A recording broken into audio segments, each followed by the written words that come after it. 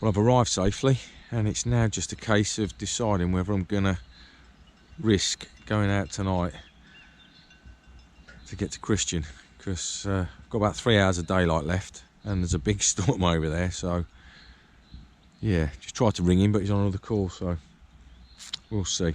Might go and risk it for tonight, get out there, and at least I'm in the area where the fish are. It's taking me about an hour, but I'm all ready now and ready to set sail. And I've got about 45 minutes till dark to get to Christian, and he's a good few yards away as well, so hopefully I'll get there before dark. But yeah, exciting times. Tonight's dinner, because I'm in a rush, bit of bread and some cold soup. I've got a couple of energy bars in there as well, and a pint of milk. So yep, happy days. Happy days. Yep, got my glasses on because I'm getting old, can't see where I'm going, but it's definitely good to be here. It's just open, it's not too rough when I get out into the middle part of the lake.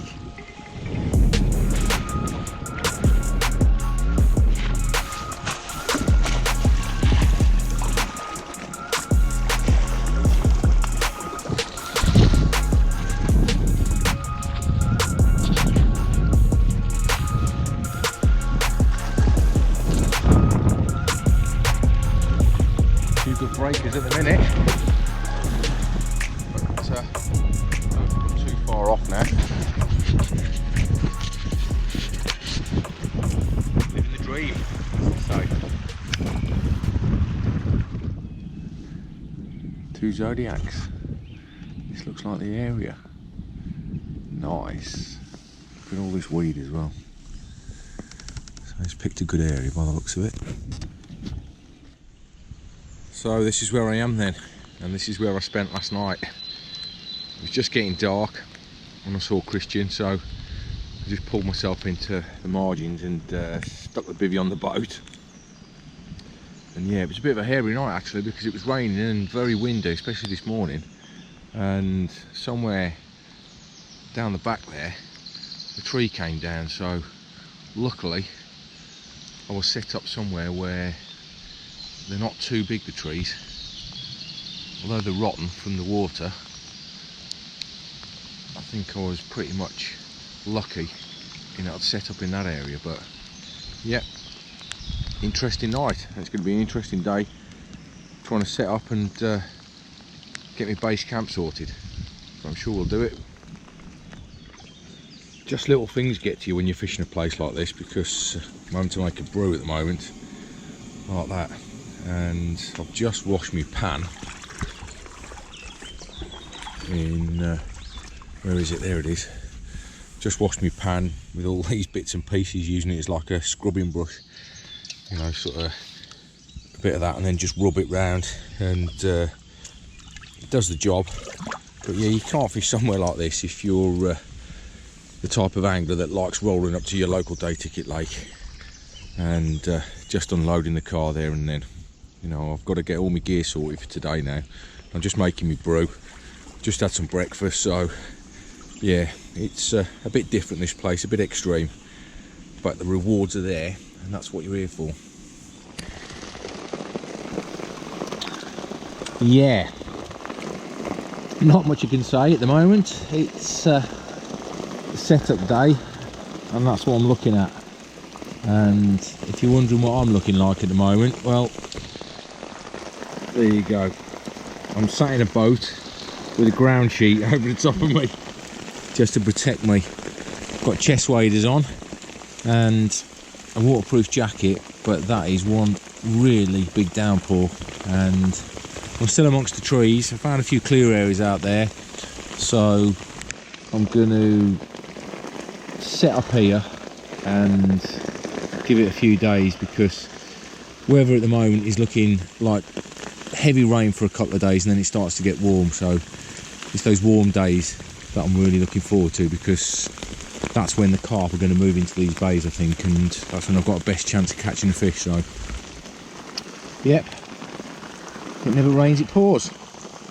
Just having a little row around these bays, because these are really carpy looking bays, and what we've got is an area that's probably 4, 5, 6 foot depth, loads of weed.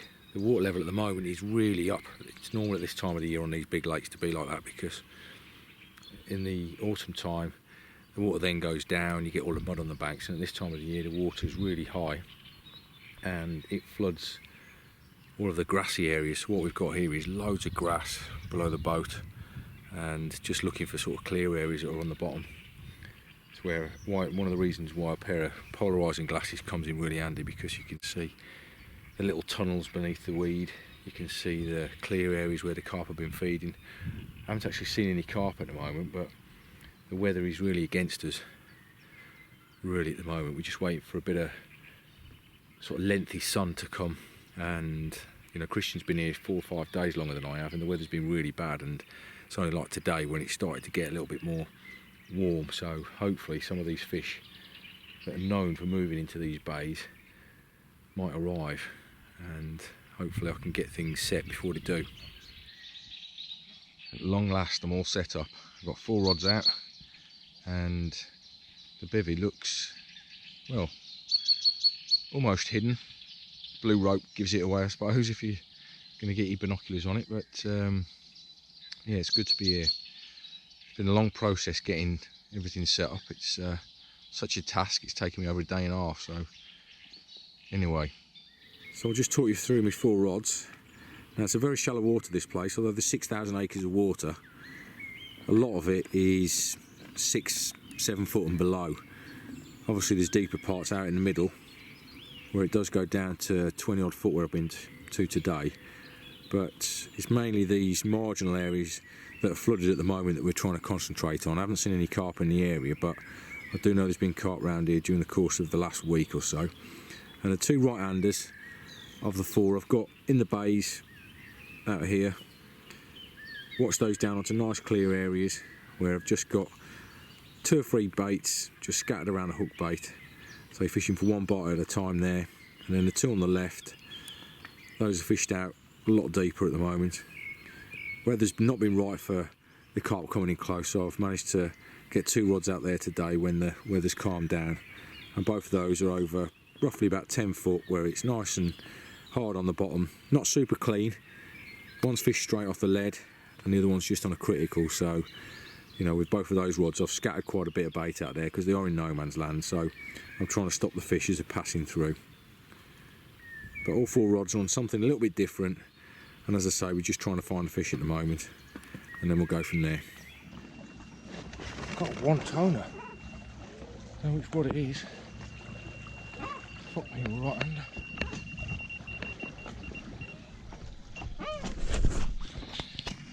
Well, that got the old heart racing. I was probably 30 metres or so from my rods, and one of them roared off, thinking it might have been a fish, but turned out to be a swan. 6,000 acres, and not seeing any signs of swans whilst I've been here, and one decides that he wants to swim through my lines. So yeah, it was good while it lasted, but unfortunately wasn't what we were here for. So we keep trying. It's not the tidiest of places at the moment, but that's my living quarters, and it's basically just a boat with a sleeping bag, a couple of pillars, and I've even got my rig box there and a few sort of essential items in that storm shield bag. But yeah, it's comfortable. Bivvy's actually gone on it quite well, which you know, I'm surprised about, because it is quite a large bivvy really. But that's the ascent bivvy. It's the 1-man ascent bivvy, and all I've done is just tied it using, well, bits of rope, bits of string, and some bungee cords as well. But it's pretty secure, and it survived yesterday when there was a good wind blowing on the lake, so hopefully it'll survive the rest of the trip.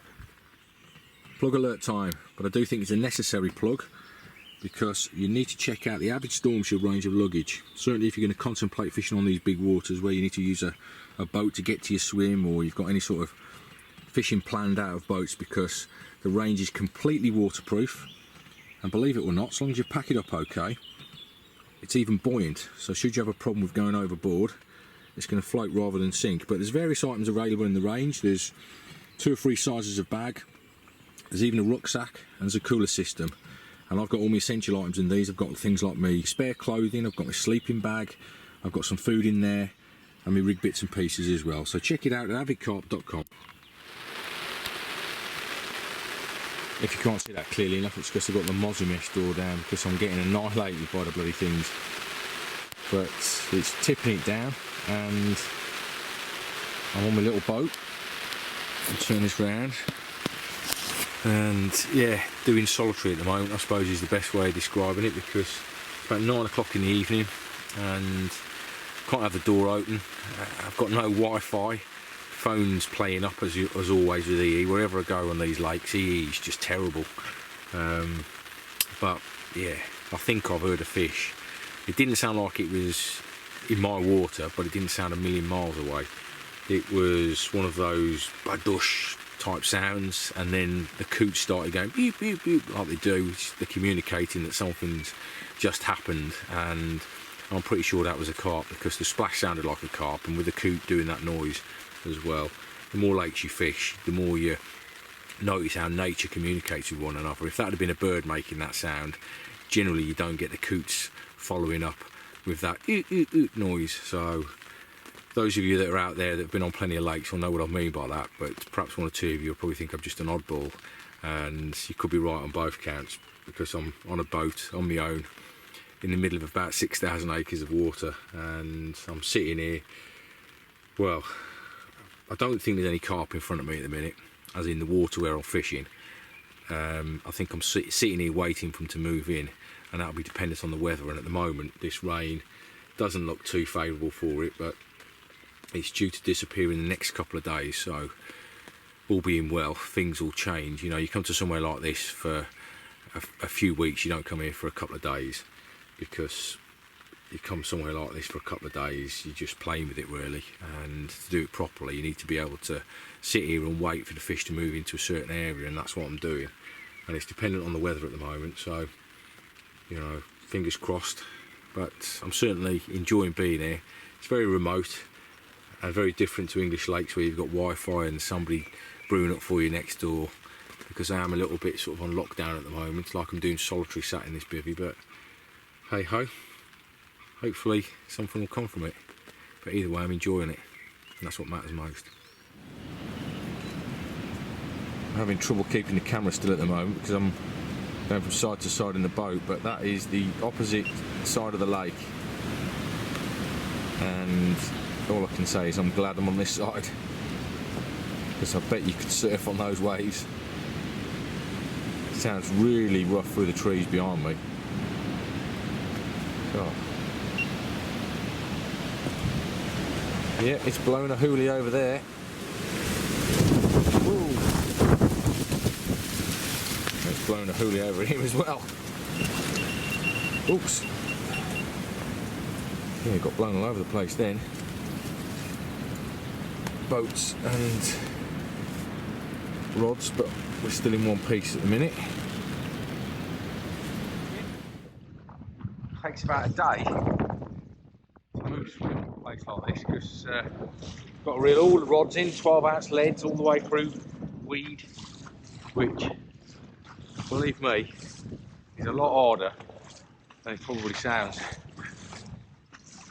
Every single rod, which is 150 plus metres out, has got to be retrieved with the engine in a wind like this. It's hard work, believe me.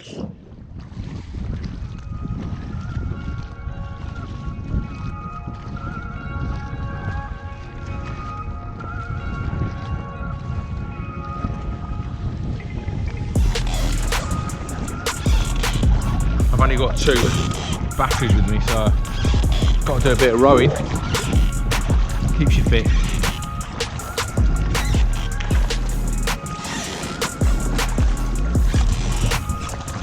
Oi oi, Captain. Right. Some good waves here now. Like being on the sea.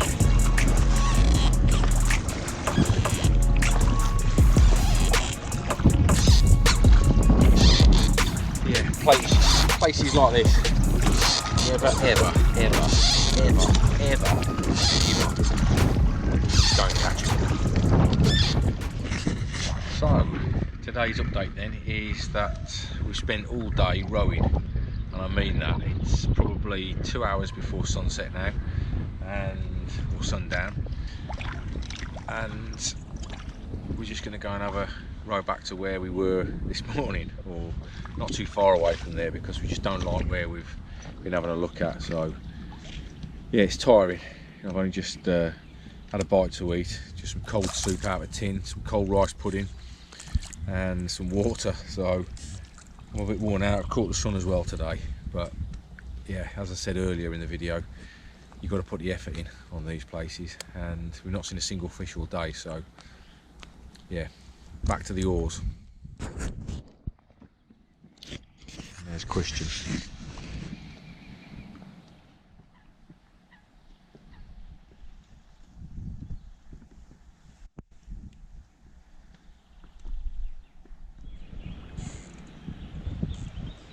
This is the new swim then, and a lot more comfortable than the other one, because I'm actually on the bank and we've got this really snaggy margin down here, and depth's going down to, well, my deepest rod is about 21 feet, and the good thing about it is it's really clear.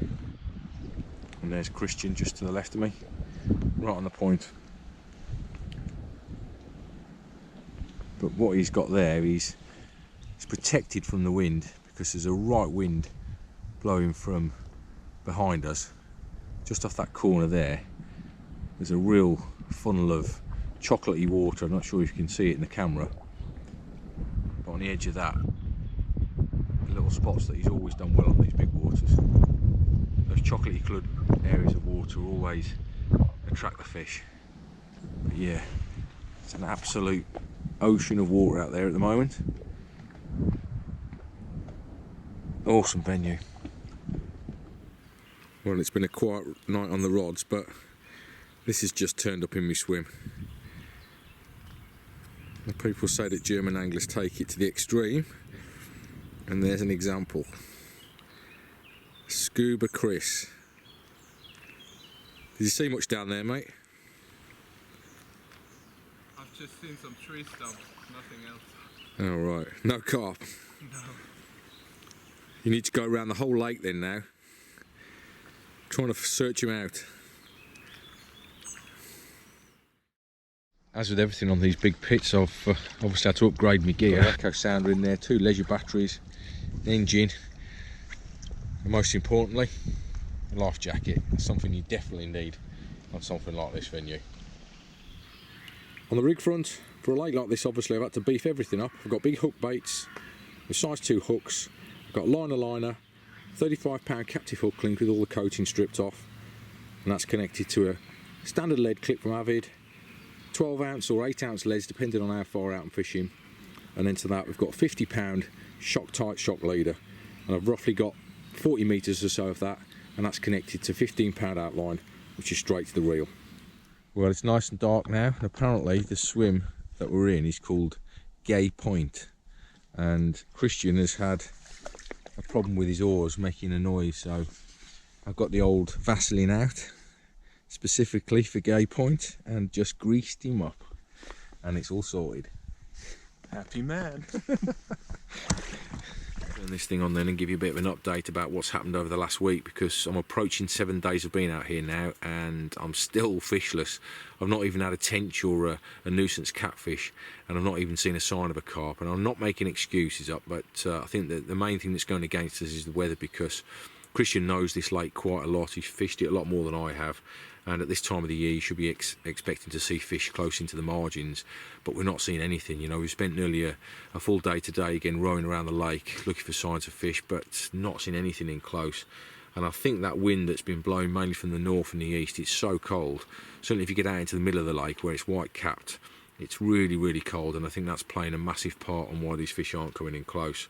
But saying that, the area that we're in at the moment, it is sheltered from that wind, and we've got some good depths out in front of where we're fishing at the moment, down to sort of 20 foot. That's quite clear, so just hoping that fish are going to pass by us. But you know, for me, you know, fishing is now my job, so to stay out here another week if I needed to, it's not really a problem. I've spoke to Lucy back at home today and said, are you okay about me staying out here for another week if I need to? And she said, yeah, fine, go for it. But Christian, he's been out here now nearly 2 weeks, and he's recently married, and he's recently just had a son as well, and fishing isn't his job. So trying to explain to your missus, can I stay out here a few more days if needs be, it is always difficult to do that. So, you know, I've been there myself in the early years of my kids' lives, really, when I got divorced and, you know, probably went fishing a little bit too much. It is difficult to explain to your other half about the carp fishing addiction that we all have. You know, it is tough because you're desperate to catch fish. You know, Christian's putting an awful lot of effort on this lake over the last 2 weeks. He's done an awful lot of rowing, trying to find the carp. And at the moment we're fishless, but you know, that is carp fishing. You just got to go through these blank periods and keep on going. And as I've said throughout this video, tomorrow is another day, and all it takes is one bite. And at the moment, you know, there's no signs of fish, but big lakes like this, they do have a habit of going from 0 to, you know, 2 or 3 fish just in the course of a few hours if a shoal of fish come through. And you've also got that opportunity as well of one of those really big loners passing through here, and then everything changes in the morning. So, you know, I remain optimistic, and as I say, I've got the option to stay out here for a few more days if needs be, but at the moment it's not looking good, but we've certainly not given up hope, so we'll see what happens. Well, I've just had another sighting of a carp. I don't know whether it's the same one. There's one there. See him there, just under the water. Yeah, he doesn't look very big, but it's a carp. 1,000,000% a carp. See him going through the weed. There. Right, the sight of that fish is a massive game changer for the two of us, because the confidence now is sky high, because where you see one fish on this lake, the chances are there's going to be others amongst them. So now I did have a good look around that area, and I only saw that one fish. Now I saw it possibly twice. It could have been 2 different fish, I don't know, because there was about 10 minutes apart between both sightings, and it was in 2 different areas as well. So let's get packed up here and make our way around there and hopefully catch a fish. Third swim, and if you're wondering why my chesties are over there and almost inside out, it's because I fell in today. It was going to happen sooner or later, but I tripped over a rope that was supposedly holding the boat in the margins, but went arse over tit, filled up with water, the chesties did, and yeah, so one of those days. I've also lost a watch as well, which £100 running watch, GPS, all that kind of stuff on it, and don't ask me how it happened, but it fell off the boat and nowhere to be seen. What a good day. I'm dragging it out now because I'm down to my last bits of food, and that's all I'm having for my dinner today. 2 Fruisley bars, a slice of brown bread, half a cheese, 2 little tomatoes and a bit of cucumber, all washed down with a bit of milk. Determined to get a fish before I go home. Christian's left today, he's had to go home because his missus is not too good. So it's left me on my own. Now today I've actually seen a group of 3 fish this morning when I went for my run. I was going over to the bank over there and I saw a group of 3 of them really in close, and then when I came back over one of my spots I saw a massive common, say massive, about 20 kilos, something like that. Definitely a decent fish, so I'm staying, and I'm miles away from the shops. I know I should go back and get some more food, but I'm just gonna put up with it as best as I can.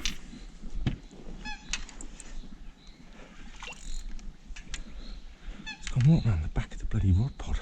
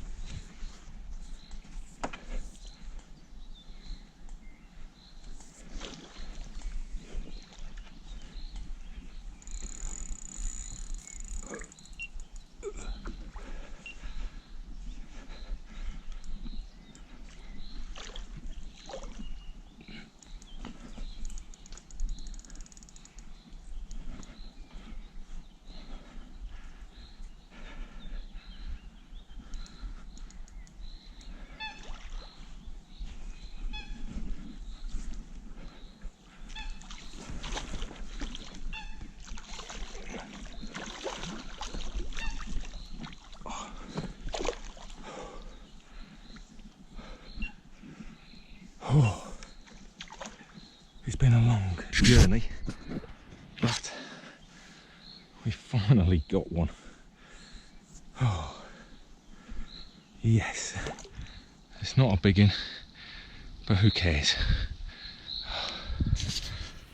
Sometimes you get lucky and you drop on the fish, and other times you have to put the graft in. And when it comes to a lake like this, there's lots of different types of graft, but the main one I think is time, and timing it right.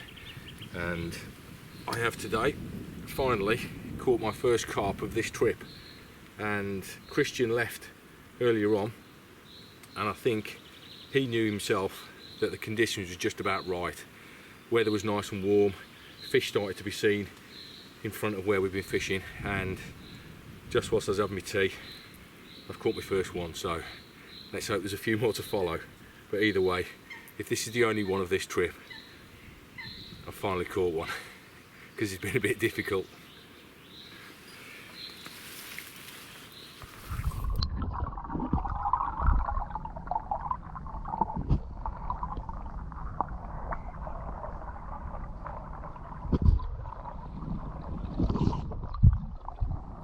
Right, bearing in mind I was only going to stay a week, I've not done too bad with rationing out my food, because I've managed to last it out for another day, and I'm on fish at the minute, so I'm going to stay for another couple of days, because you'd be a fool to pack up on a place like this when you're on fish. The next bite might be that dream carp that we're all after, but I've just been on Google Maps and it's looking like a 2-mile row into a strong headwind to get back to the car, because the wind's just started to pick up, especially at the other side of the lake. It's really strong in the trees over there. Or it's a 6-mile run around the lake to you know, past Gerardo and round to the sailing club where the car is. So bearing in mind I've done an awful lot of rowing this week, and I don't want to row into a strong headwind. It's a case of getting my trainers and getting myself back round here as quickly as I can.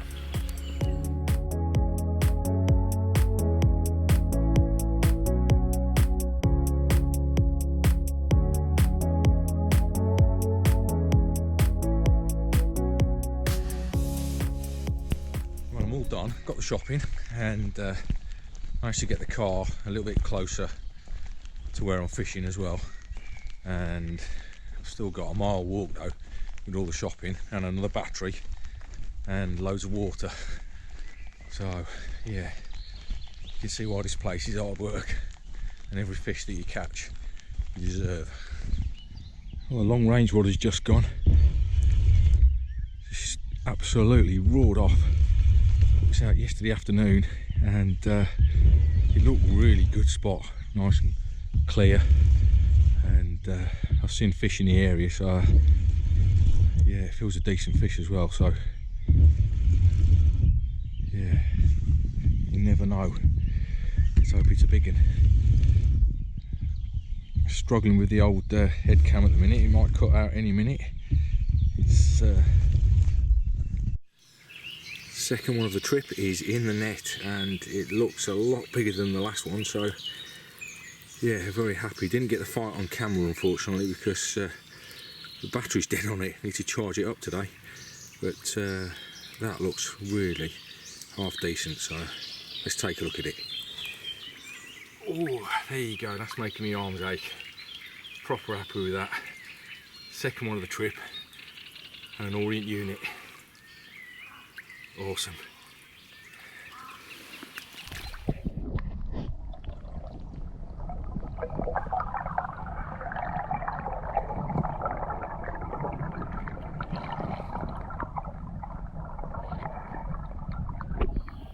So the bait I'm using for the trip, I've decided to go with the SLK. Now this is a bait that I've been doing really well with this year. I had the wood common on it recently, and I also had the big leather out of Acton Top Lake only the other day, so I've got loads of confidence in it, and I'm using these absolute donkey chokers. As an alternative, I've got a few tigers with me, and I've got a few different sizes of pop-ups. SLK in 16s and 18s, and I've also got the ever reliable milky malts, which are always a great alternative at this time of year. You're probably wondering how we go to the toilet when we're fishing on boats like that, but a pair of chest waders comes in handy, a little spade, and then the search for some dry land.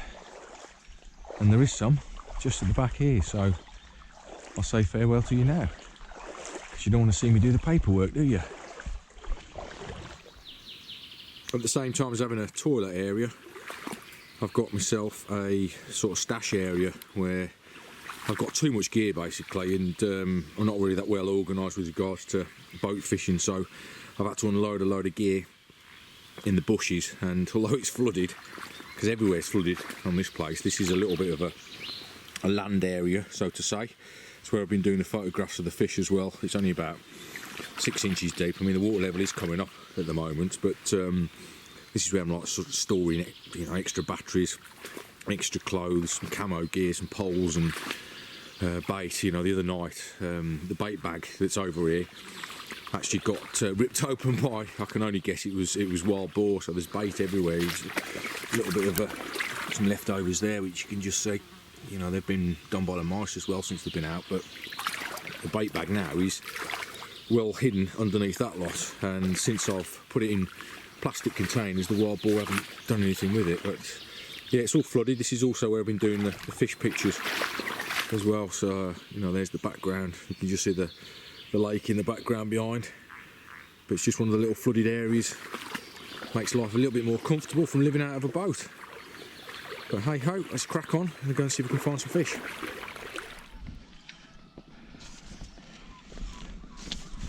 Trying to get out of the boat playing a fish. It's not easy.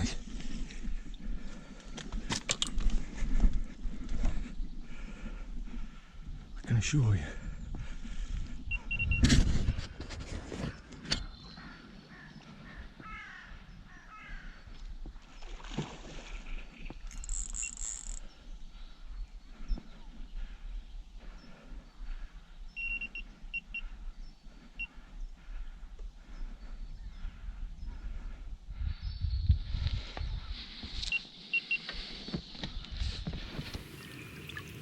Third one of the trip, and another mega fish. Proper hard fighting one, this one, and during the day as well. All the bites so far coming during daytime. Mega.